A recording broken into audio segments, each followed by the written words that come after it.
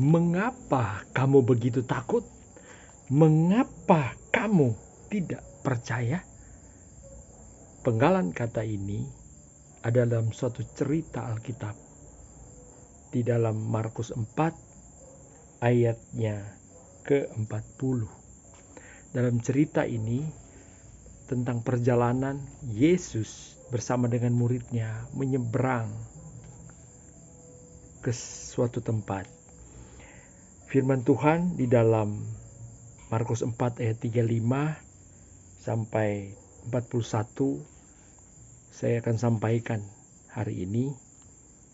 Pada hari itu, waktu hari sudah petang, Yesus berkata kepada mereka, "Marilah kita bertolak seberang." Ayat 35, Yesus yang mengajak murid-muridnya untuk bertolak ke seberang ke suatu tempat.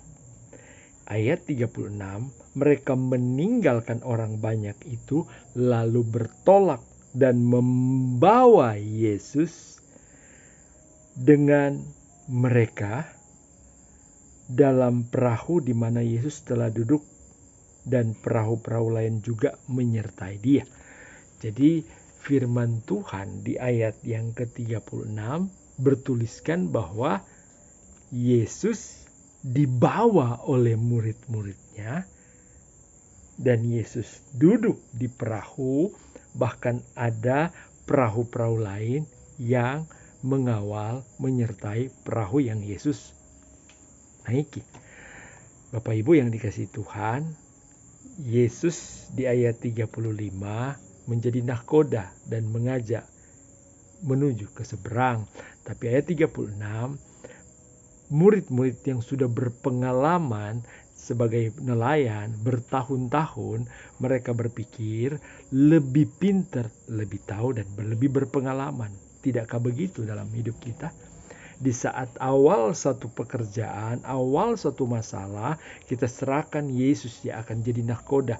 Tetapi sementara dalam perjalanan, kita lupa bahwa ada Yesus yang jadi nahkoda. Tetapi yang terjadi apa? Kita yang berpikir sendiri, kita yang melakukan sendiri, kita yang bergerak sendiri, kita biarkan Yesus duduk. Ayat 37, dalam perjalanan itu karena sudah diambil alih oleh para murid Yesus yang begitu pintar katanya di laut, di nelayan. Tapi ayat 37, lalu mengamuklah taufan yang sangat dahsyat.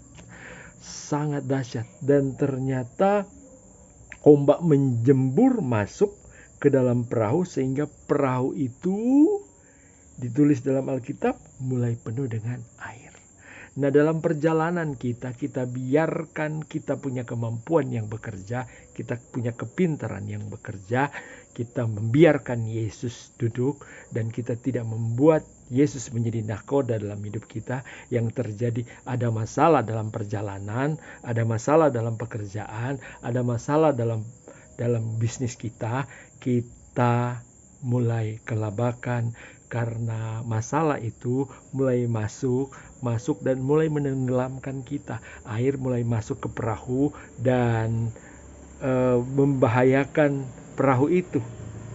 Dan apa yang terjadi ternyata begini, para murid-murid Yesus baru ingat bahwa ada Yesus bersama dengan kita tadi. Kenapa dia diam aja? Makanya pada ayat 38 dikatakan begini, pada waktu itu Yesus sedang tidur di buritan dan di sebuah tilam. Apakah Yesus tidak tahu ada masalah? Apakah Yesus membiarkan masalah ini?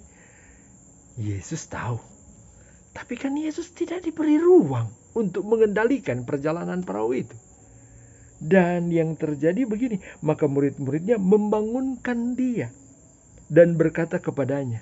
Heran juga dengan pertanyaan ini. Guru, engkau tidak peduli kalau kita binasa?